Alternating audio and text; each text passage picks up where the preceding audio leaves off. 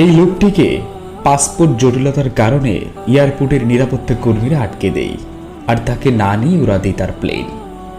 এমন সময় নিরাপত্তা কর্মীরা তাকে বলতে শুরু করলো যে আল্লাহ হয়তো আপনার হজ কবুল করেনি, তাই আপনি এবছর যেতে পারেননি, আগামীতে ইনশাল্লাহ যাবেন।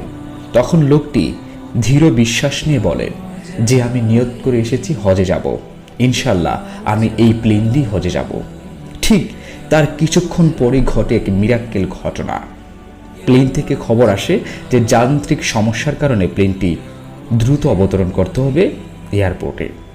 প্লেন আবারও নিচে নামলো এবং তার যান্ত্রিক ত্রুটি সমস্যা সমাধান করলো, কিন্তু পাইলট তাকে না নিয়ে আবার উড়াল দিল।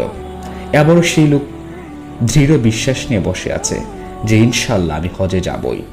একই কথা নিরাপত্তা কর্মীরা পুনরায় তাকে বলতে শুরু করলো যে এবারও আপনি যেতে পারছেন না, আল্লাহ আপনার হজ কবুল করেনি।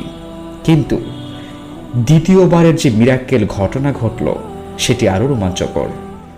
প্লেন আবহাওয়াজনিত কারণে আকাশে উঠতে পারছে না, জরুরি অবতরণ করতে হলো এয়ারপোর্টে।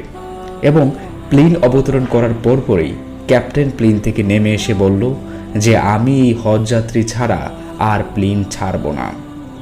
এবং যখনই সে খুশি মনে প্লেনে উঠে তার নির্দিষ্ট ছিটে বসল, আল্লাহর রহমতে সেই প্লেন মক্কার উদ্দেশ্যে রওনা দিল।